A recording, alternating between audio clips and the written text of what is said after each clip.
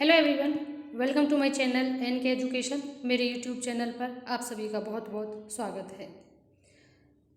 Students अब graduation के बाद सीधे पीएचडी में एडमिशन ले सकते हैं। उसके लिए क्या कोई भी नॉर्मल ग्रेजुएशन करने के बाद सीधा पीएचडी में एडमिशन ले सकता है या नहीं, उसके भी कुछ नॉर्म्स या कंडीशंस हैं। साथ ही में ग्रेजुएशन के बाद पीजी केवल 1 साल का होगा। इसके रिगार्डिंग भी हमने इससे पहले एक वीडियो बनाया था जिसमें हमने आपके सभी कन्फ्यूजन्स क्लियर किए थे कि किस प्रकार ग्रेजुएशन के कौन से वो क्राइटेरियाज होंगे जिसके आधार पर आपका 1 साल का पीजी होगा। अगर आपने वो वीडियो नहीं देखा है तो आप उसे देख सकते हैं, मेरे चैनल पर वह वीडियो अवेलेबल है। साथ ही में बात करेंगे अब कि पीएचडी यानी कि ग्रेजुएशन के बाद सीधे पीएचडी में एडमिशन ले सकेंगे।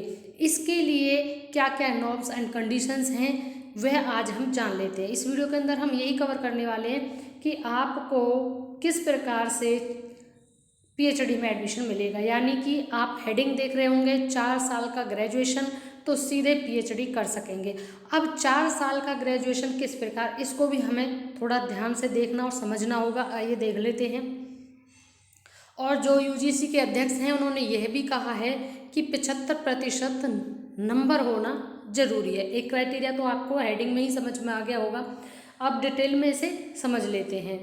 तो यूनिवर्सिटी कॉलेजों में असिस्टेंट प्रोफेसर की नियुक्ति और जूनियर रिसर्च फेलोशिप यानी जेआरएफ के लिए होने वाले यूजीसी नेट जून 2024 के लिए आप सभी जानते प्रक्रिया शुरू हुई। उसके बाद पेपर लीक होने का मामला सामने आया, अब उसको कैंसिल भी कर दिया गया है।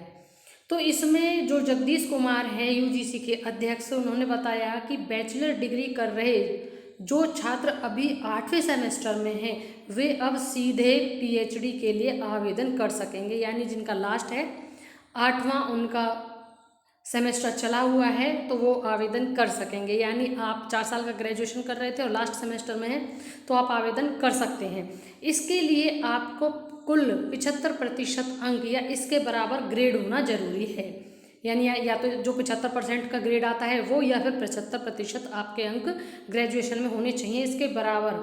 और बाकी उन्होंने कहा कि ऐसे उम्मीदवार जिस विषय में पीएचडी करना चाहें उसके लिए पेपर दे सकते हैं, चाहे उन्होंने किसी भी सब्जेक्ट में 4 साल की ग्रेजुएशन डिग्री की हो।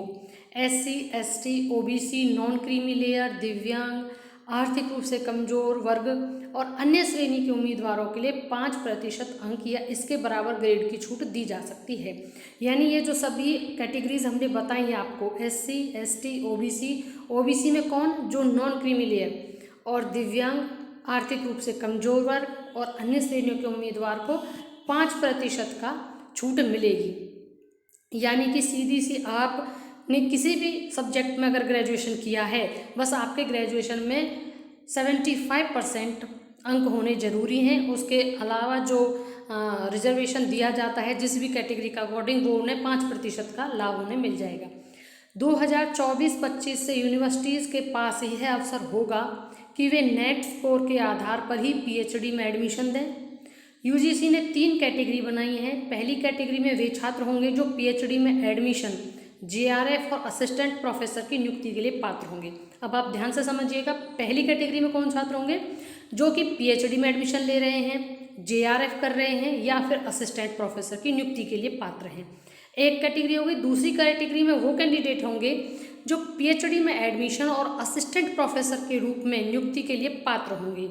यानी कि इसमें जेआरएफ नहीं है, बाकी दोनों के फर्स्ट और लास्ट वाला ऑप्शन है, यानी पीएचडी में एडमिशन और असिस्टेंट प्रोफेसर। तीसरी कैटेगरी में वे कैंडिडेट होंगे जो सिर्फ पीएचडी में एडमिशन के लिए पात्र होंगे, यानी ओनली पीएचडी ही करना चाहते हैं। तो 3 कैटेगराइजेशन इसका हो गया है। यानी पहली कैटेगरी में जिसमें आप जो कैंडिडेट है तीनों को करने के योग्य हैं, यानी कि पीएचडी करने का भी, जेआरएफ का भी और असिस्टेंट प्रोफेसर का। सेकंड कैटेगरी में सीधा हो जाएगा आपका जो केवल पीएचडी में एडमिशन ले रहा है और असिस्टेंट प्रोफेसर 2 हो जाएगा। और तीसरी कैटेगरी में केवल उनको रखा गया है जो पीएचडी में एडमिशन लेने के पात्र होंगे। दूसरी और तीसरी कैटेगरी में वे नेट क्वालिफाइड छात्र को नेट स्कोर और इंटरव्यू के आधार पर दाखिला मिलेगा। यानी कि दूसरी और तीसरी कैटेगरी में, दूसरी कैटेगरी थी जिसमें पीएचडी और असिस्टेंट था, और जो तीसरी थी केवल पीएचडी था। तो उसमें नेट का जो आपका स्कोर होगा और इंटरव्यू के आधार पर दाखिला मिलेगा। जो एनईपी 2020 है उसको ध्यान में रखते हुए UGC single national entrance test पर फोकस कर रहा है। यूजीसी नेट साल में 2 बार होने से छात्रों के पास 2 मौके हैं। नेट एग्ज़ाम में हासिल किया गया स्कोर पीएचडी एडमिशन के लिए 1 वर्ष का वैलिड रहेगा, यानी कि 1 साल के लिए वैलिड है अगर जो आपने नेट एग्ज़ाम में स्कोर किया है पीएचडी के लिए।